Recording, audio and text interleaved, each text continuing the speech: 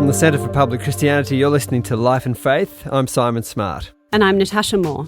Well, the relationship between religion and the media in the West has a long history.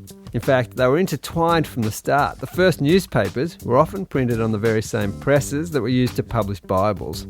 And the first radio broadcast, on Christmas Eve in 1906, included this. And lo, the angel of the Lord came upon them, and the glory of the Lord shone round about them, and they were sore afraid. And the angel said unto them, Fear not, for behold, I bring you good tidings of great joy, which shall be to all people. For unto you is born this day in the city of David a Saviour, which is Christ the Lord. Times have certainly changed. If you look at the media landscape today, there's not a lot of room for religion. And when there is, more often than not, the coverage leans towards stereotypes and oversimplification. There's a book that offers some really telling illustrations of this. It's called Blind Spot, When Journalists Don't Get Religion.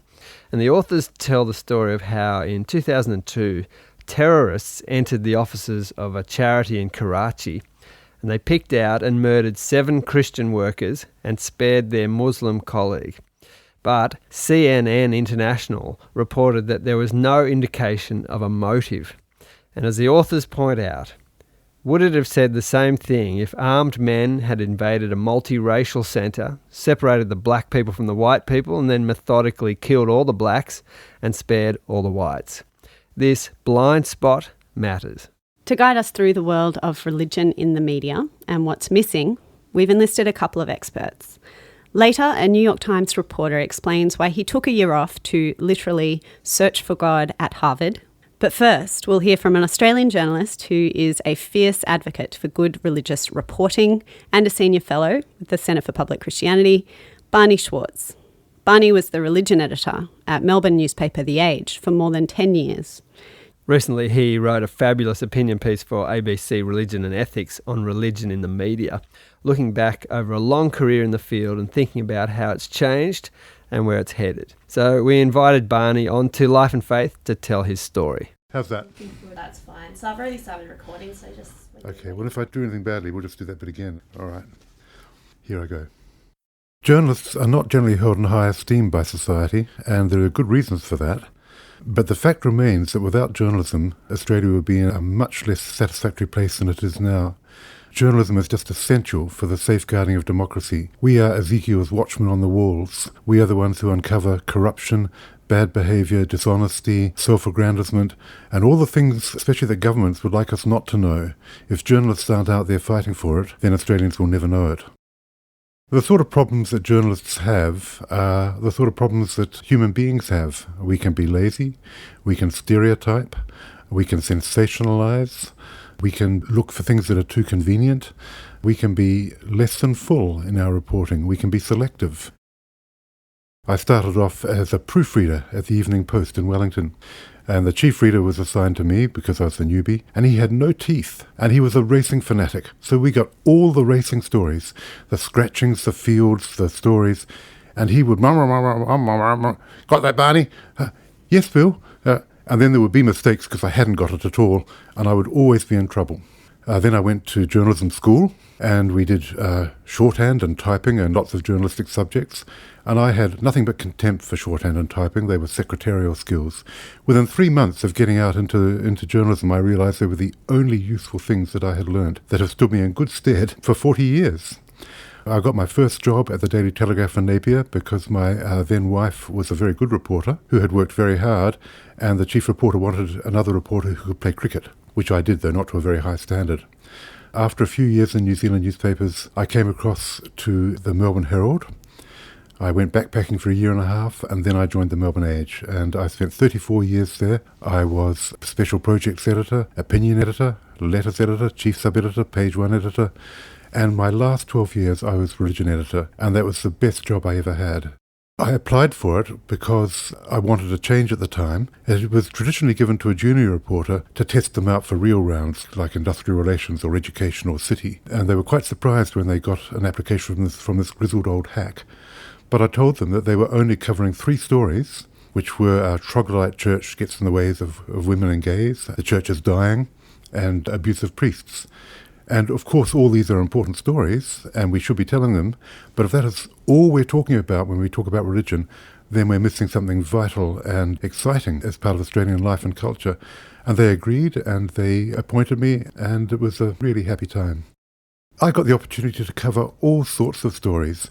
When I began, of course, I knew something about the Christian religion. I have a degree in theology, and I've been a practicing Christian for some time.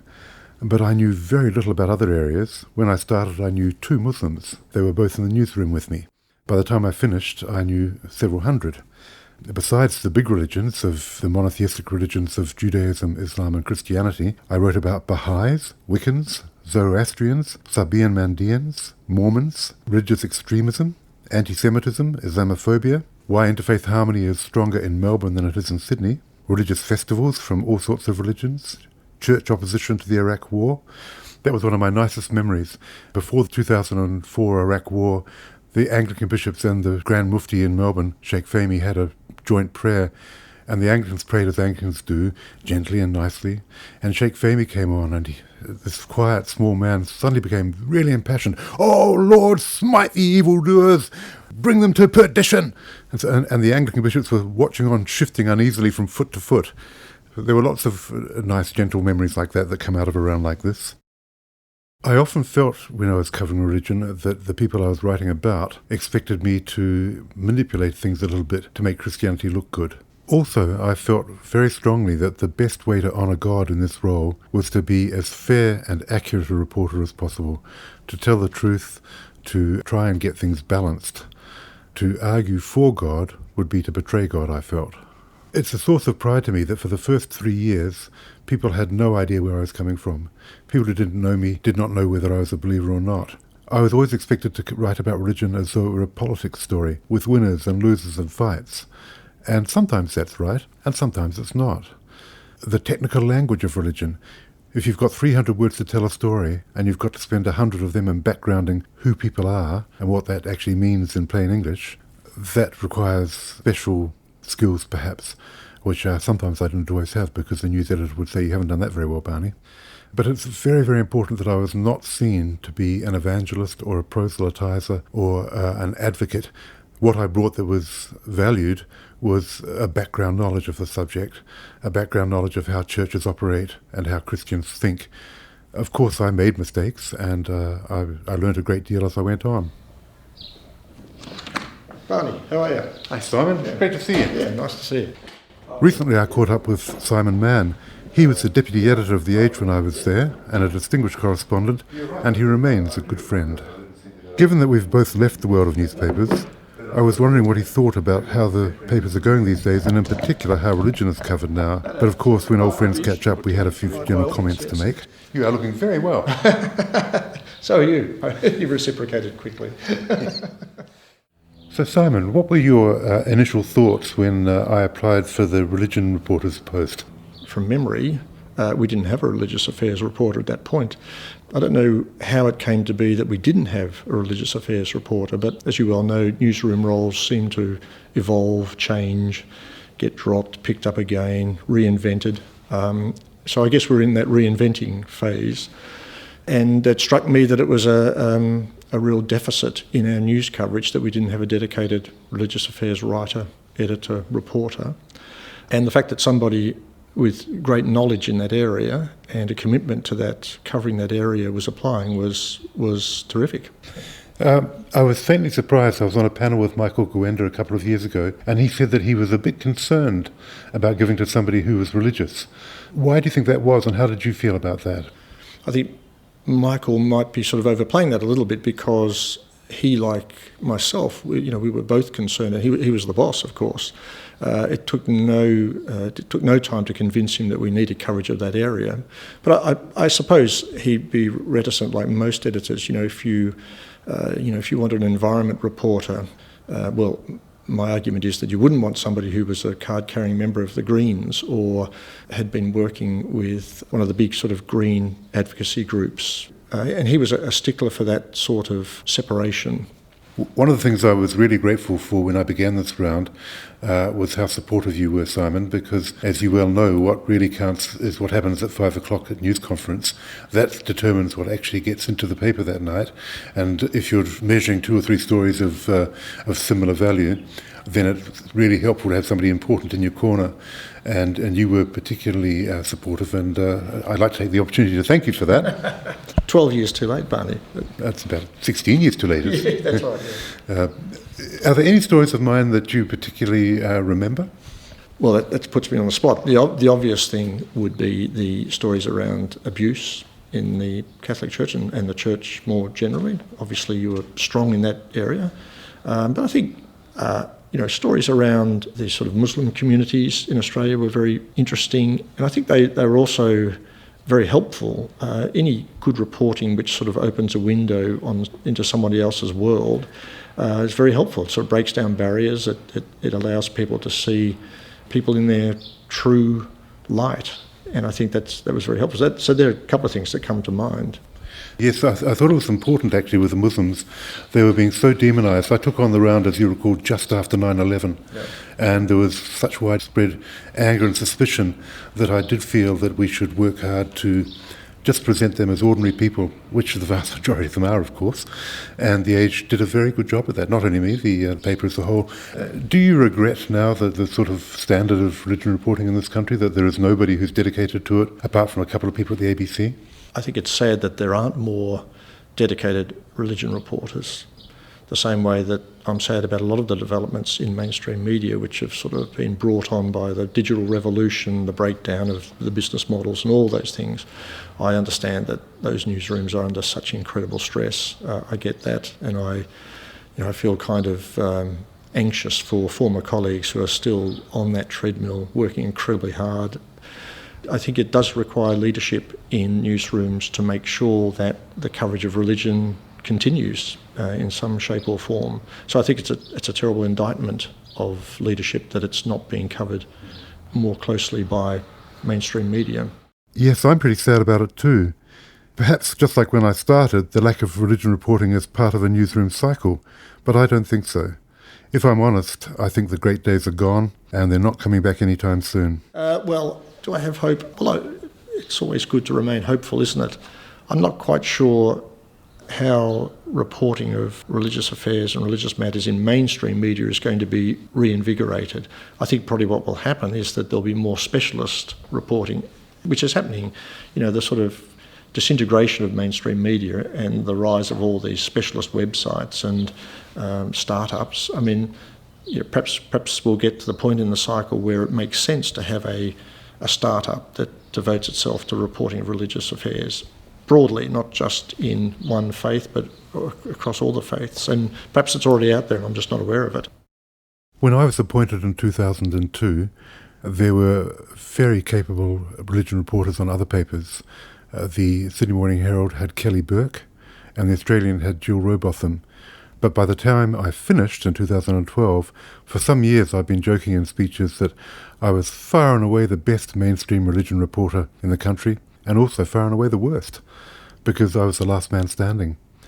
It's interesting that in Australia we spend so little attention on something that is so socially important, and important in terms of policy too, if you look at the influence of religion in schools and universities and charities. And when I went to Rome in 2005 to cover the conclave that elected Pope Benedict, I think there were half a dozen Australians, and most of those were European correspondents who'd been sent across from London. And contrast that with Americans. The Vatican Press Office told me there were hundreds and hundreds, in the thousands, of American reporters representing newspapers, television stations, networks, agencies. It was just a big story, and they recognised it, and we didn't. What's the effect of this? Does it really matter? I think it does, because religion is at the bedrock of the values and priorities and attitudes of vast numbers of Australians. Even those who are lapsed still admit that they're shaped by their Catholic upbringing or their Christian upbringing or their Muslim upbringing. If we ignore that, we get a false picture of what Australia is like, and I think we do have, in fact, a false picture.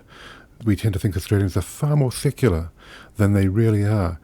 We don't like religion thrust down our throat, but as Hugh Mackay pointed out in his recent book, Beyond Belief, 88% of Australians want a church in their neighbourhood, even though they have no intention of going. If there is a good religion report in the future, I fear it will be a matter of luck.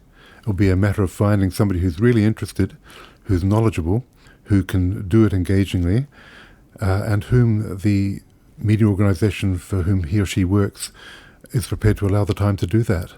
In other words, media organisations have to see again that it is important.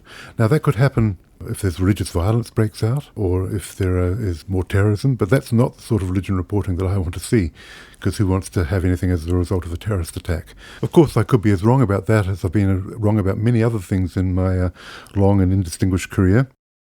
I would like to leave you with 3 quotes that have sustained me throughout my career in journalism. The first is from Noel Coward. It's discouraging how many people are shocked by honesty and how few are shocked by deceit. The second comes from Something Happened, a novel by Joseph Heller that I read, 30 years ago. And it's very wise. It says, every change is for the worse.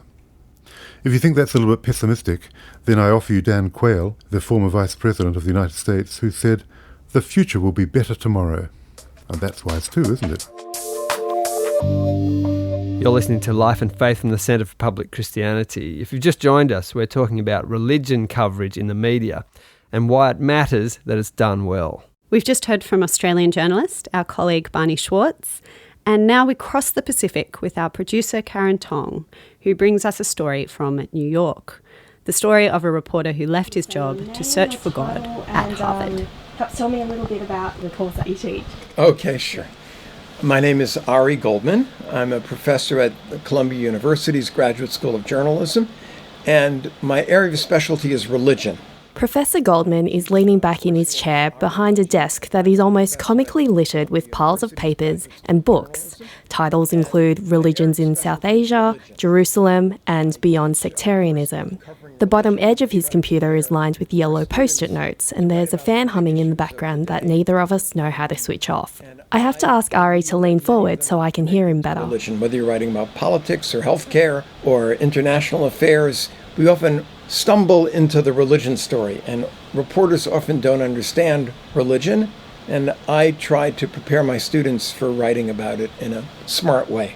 I was curious to know where this passionate commitment to understanding religion came from. Oh boy.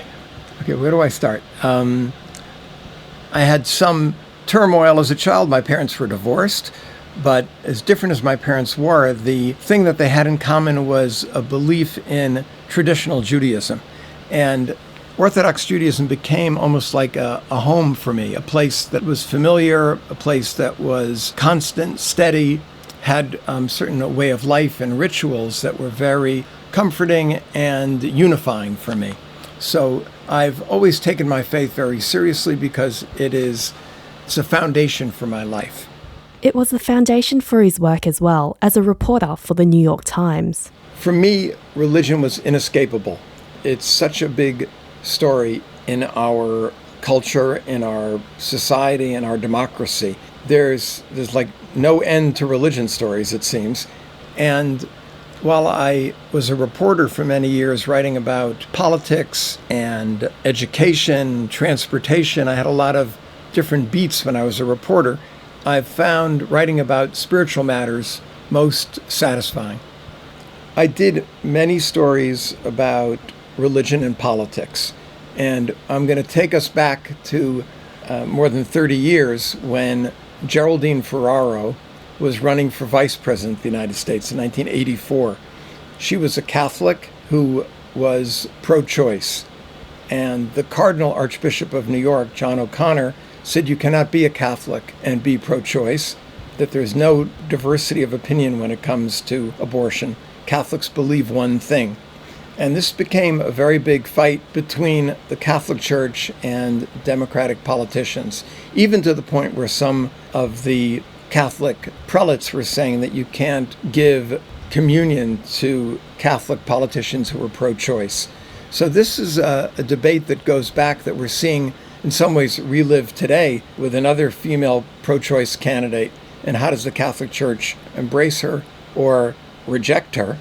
What was a very big issue 30 years ago is not a big issue today. it seems that the focus of the church is somewhat different, and you don't get the same kind of criticism. But back in the 80s, it was a big fight. Ari decided to take a year off from reporting on religion to spend the year examining it. He writes about this experience in his book, The Search for God at Harvard. Now, you could spend a lifetime studying any one religion, learning about Christianity or Islam or Judaism or Buddhism or Hinduism. I only have one lifetime, but I decided that if I spent a year familiarizing myself with those traditions and learning the rituals and who the leaders, that I'd have places to go back when I was reporting and ask questions. And I think that's what a reporter needs to do, needs to know enough to ask good questions. So I spent a year learning world religions, and that gave me a foundation for reporting about them. And you write about in your book wanting not only to know what people from other religious backgrounds are thinking, but what they're feeling. And a lot of these insights actually came not from the classroom, but from the people that were in class with you, talking with them and sharing life with them. So can you tell me maybe one or two insights that you had into perhaps religions that are not your own? So much of the ritual that I'm accustomed to involves a lot of talking and a lot of singing and a lot of praying, frankly, a lot of noise and a lot of turmoil. And being able to join a Buddhist meditation where the way that one becomes enlightened is not through talking and discussion and debate, but just through silence, was a revelation for me. And trying to find those moments of quiet, of contemplation, was somewhat new. Is this something that you feel has sort of carried on? Do you look for moments of silence now?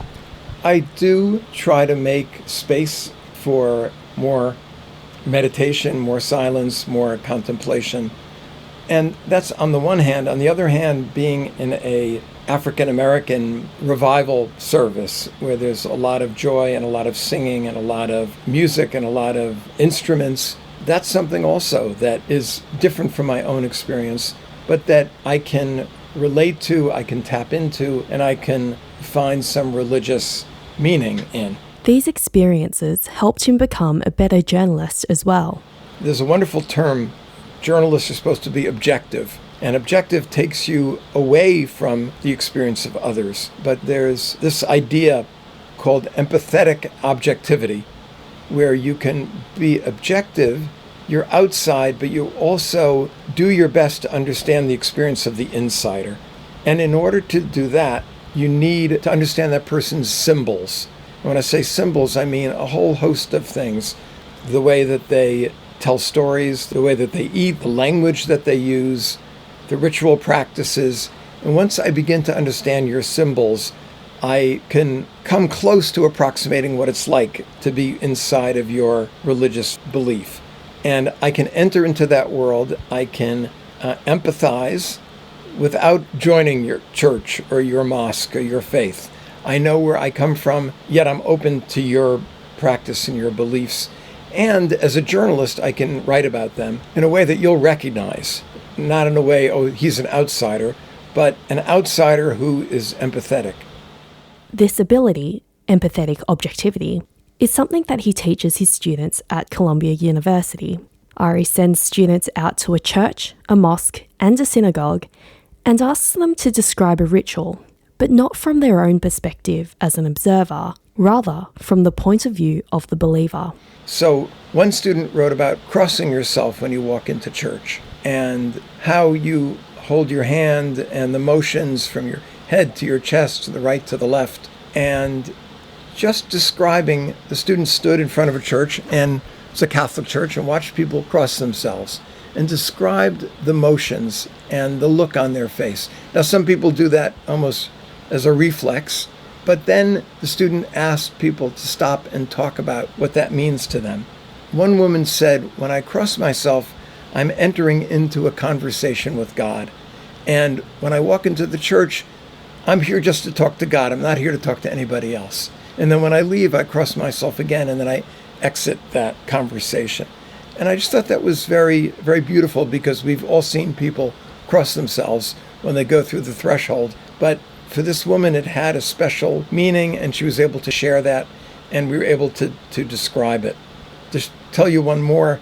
In Judaism, in the Friday night service welcoming the Sabbath, the believer at a certain point in the service turns around, faces the door, and bows. And that happens in synagogues every Friday night. And you watch this motion and you think, well, they're bowing. Are they greeting other people? Are they greeting God? What is that about? If you ask for the detail, you find out that they're turning and welcoming the Sabbath bride. So the Sabbath begins, and rather than just pray, you stop the prayer, you turn to the door, you welcome the Sabbath bride, and you bow. Another lovely idea that religion has this force. It's personified as brides, as angels, as in encounters with God. When you begin to break down people's beliefs, you see the texture, you see the richness, and you see the beauty. And that's what I want my students to see and what I want them to write about. These stories of students engaging with religions, it sounds beautiful, but I can't help but feel that they are so far removed from how religion is represented in the media today. To me, it feels far less beautiful and far less poignant. Right. Can you tell me, what are your thoughts on this, on the current representation of religion in the media? We all too often fall into stereotypes about religion and about religious people. We sort of brand them as extremists, as believers, as non-believers, as heretics. We have language that minimizes them and caricatures them. And that is dangerous. And it's dangerous because it just feeds into people's negative stereotypes. It's important to show religious people for not who we think they are, but who they are. As long as we stand in opposition and as long as we look at people and say they're the other, then we will take this stand, which I think is really grounded in fear. But once we say they have a point of view and it's worth exploring, worth understanding where they come from and how they believe, that's the beginning of some real religious understanding and connection. I think that we fail all too often to get to that deeper meaning and to that texture, but I think it's our obligation to try to understand on a deeper level. As people who do consume the news on a daily basis, and we're taking in a lot of news that does cover religion, how can we improve our religious literacy, and how will this actually benefit us individually, so personally, as well as a society? There's so much fear about religion. In the United States in particular, a lot of fear about Islam. And I think if Americans had access to mosques and could see what was happening in mosques, they would know these are not training grounds or recruiting grounds. These are people who pray just like Christians do and Jews do and Buddhists and Muslims do and Hindus do. They're people who have practices, and we have to understand those practices and understand these are people much like us. We have to do this without being naive and saying, that there's no such thing as radical Islam, because there is radical Islam, because there are radical Jews and radical Christians, and we have to be aware that religion can be perverted to particular ends, but we need to know the difference between religion that's corrupted and religion that is presented in its proper form and in a form that enriches people's lives. So much of religion is good, and we just constantly are reporting on the religion that's bad. So what I try to do is tell the good religion story without ignoring the bad one, but putting it all in perspective. And I think that's our responsibility as journalists and as citizens, just to know the difference. There are restaurants that we like to go to and restaurants that we don't go to. And there's a health warning at the restaurants that are bad or dangerous, or we're going to get food poisoning. Likewise, I think there are religious institutions that are good for people, and there are those that are harmful and damaging, but we should be able to know the difference. And I think intelligent, sophisticated readers, consumers, and citizens have an obligation to know the difference.